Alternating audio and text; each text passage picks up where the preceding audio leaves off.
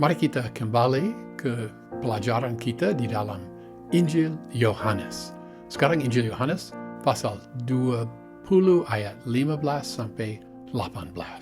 Di dalam keempat ayat ini, Maria melihat Tuhan Yesus tapi tidak sadar bahwa itu dia. Akhirnya, pada saat Tuhan menyebut nama Maria, dia tahu itu Tuhan. Maria ditugaskan memberitahu kepada murid-muridnya suatu tugas yang ia lakukan. Pasal 20 ayat 15. Kata Yesus kepadanya, "Wanita, mengapa engkau menangis? Siapakah yang kau cari?" Maria menyangka orang itu adalah tukang kebun, lalu berkata kepadanya, "Tuan, jikalau engkau telah mengambil dia, katakanlah kepadaku di mana engkau meletakkan dia, dan aku akan mengambilnya." Memang terjemahan baru berkata ibu di sini, tetapi kata gune berarti wanita, atau kadang juga istri atau mempelai perempuan. Mungkin dalam bahasa Indonesia ada nada kurang sopan jika memakai kata wanita dengan cara ini, tetapi tidak ada indikasi sedikit pun bahwa ada nada kurang sopan dalam bahasa Yunani ataupun bahasa Aram. Tuhan Yesus mempergunakan kata yang sama mengenai ibunya sendiri di dalam Yohanes pasal 2 ayat 4 dan pasal 19 ayat 26. Tuhan Yesus mengulangi pertanyaan malaikat dan juga menambahkan satu pertanyaan sendiri, yaitu siapakah yang kau cari? Mengenai pertanyaan yang pertama, mengapa engkau menangis? Para pembaca dapat membayangkan 100 alasan mengapa dari sudut pandangan Maria sendiri dia menangis. Dia yang mengasihi Maria meninggal. Dia yang telah mengampuni Maria meninggal. Dia pikir mayatnya diambil. Dia yang telah memberi harapan kepada Maria sudah tidak ada menurut pikirannya sendiri. Tetapi melalui pertanyaan ini, Tuhan Yesus mungkin menantang dia karena alasan-alasan itu sebenarnya tidak berlaku. Dalam video yang ke-8 dalam playlist ini, kita membahas bagaimana Yohanes suka ungkapan yang bersifat ambigu atau dwi arti. Mungkin ada kedui artian di sini di dalam pertanyaan ini. Siapakah yang kau cari? Mungkin ini pertanyaan biasa, siapa yang kamu cari? Tetapi mungkin ini semacam tantangan yang Tuhan Yesus berikan kepada Maria. Siapakah dia sebenarnya? Pikirkanlah, renungkanlah, ingatlah, siapakah dia? Ya, jadi mungkin kedua pertanyaan ini mungkin mempunyai semacam teguran seperti, telah kau lupakan siapa dia? Carson berkata, pertanyaan Tuhan menjadi undangan supaya merenungkan macam apa Mesias yang ia nantikan. Dan dengan demikian untuk memperluas wawasannya dan menyadari bahwa walaupun kasih Maria kepadanya kuat, tetapi pemahamannya tentang dia masih terlalu kecil. Kita mengingat juga bahwa Yohanes sering memberi penjelasan yang menolong para pembaca. Demikian juga di sini, Maria menyangka orang itu adalah tukang kebun. Mungkin dalam duka cita yang sangat berat, Maria berpikir bahwa tukang kebun mengambil mayat Tuhan Yesus dari kuburan. Mungkin dia menduga bahwa tukang kebun tidak diberitahu bahwa pemilik sendiri meletakkan mayat di situ. Tetapi kemungkinan ini bersifat spekulatif. Ya, tapi di sini kita tahu bahwa dia memberanikan diri untuk minta pertolongan dari tukang kebun ini. Sewaktu dia berbicara kepada yang dia anggap tukang kebun, Maria memakai istilah Tuan. Kata ini adalah kata kurie dari kata kurios. Kata ini cukup menarik, ya. Kata ini dapat berarti Tuhan, Tuhan Allah, Tuhan. Tetapi kata ini, kurios, juga dapat berarti Tuhan.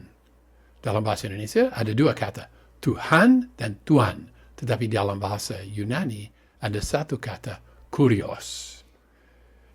Biasanya para pembaca dapat menentukan apa Tuan atau Tuhan dimaksudkan di sini. Menariklah bahwa Maria memakai suatu ungkapan yang cukup menghormati tukang kebun itu. Mari kita mengikuti teladan Maria dan menghormati mereka yang duduk di dalam kedudukan yang lebih rendah daripada kita. Pasal 20 ayat 16. Kata Yesus kepadanya, Maria. Dengan berpaling dia berkata kepadanya, Rabuni, artinya guru.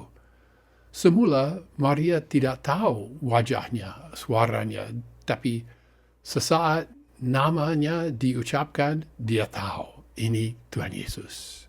Duka cita yang tak terlukiskan menjadi sukacita yang tak terlukiskan. Dia yang mengasihi Maria tidak mati. Aneh berfikir bahwa dia bisa mati. Dia yang mengangkat beban dosa Maria, dia hidup. Dia yang telah memberikan kepada Maria pengharapan, masih hidup. Apa yang terjadi hari Jumat itu? Dia sungguh hidup. Pasti pada kemudian hari Maria menangis lagi. Pasti dia mengalami kesusahan.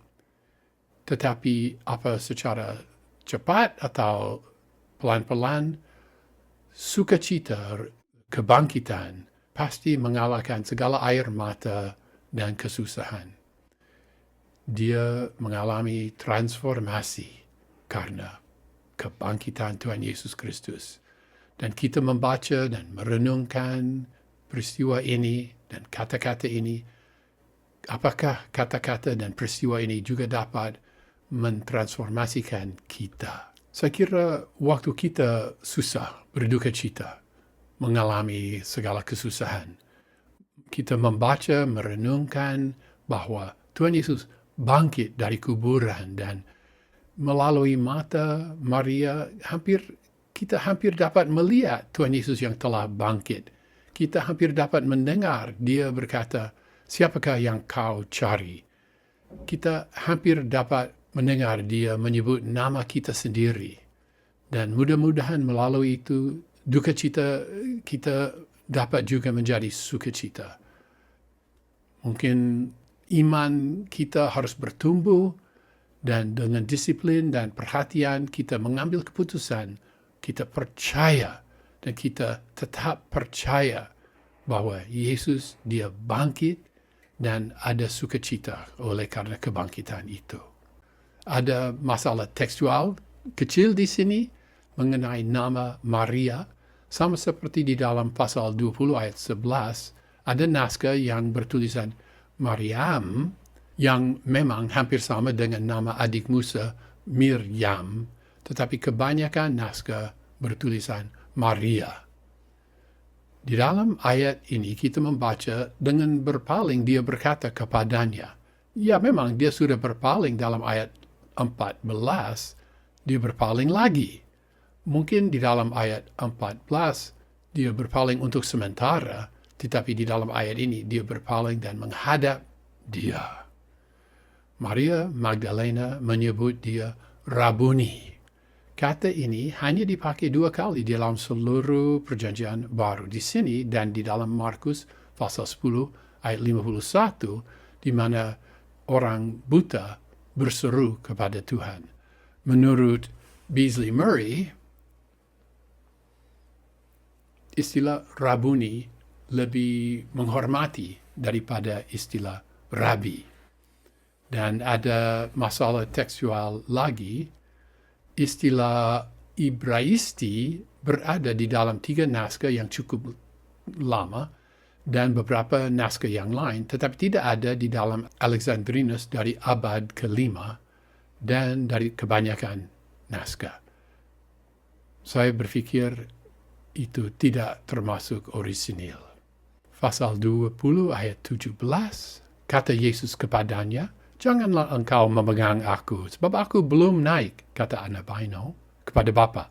tetapi pergilah kepada saudara-saudaraku dan katakanlah kepada mereka bahwa aku naik, sekali lagi kata Anna Baino, kepada Bapakku dan Bapakmu, kepada Allahku dan Allahmu. Perintah Tuhan, janganlah engkau memegang aku, mungkin agak sulit dipahami. Mengapa dia memberi perintah seperti itu? Pertama, mari kita memikirkan arti dari kata hapto. Hapto di sini diterjemahkan memegang. Sebenarnya, kata hapto sering berarti menyentuh, tapi juga sering berarti menangkap atau memegang. Menyentuh, apa kita pakai terjemahan menyentuh untuk kata hapto?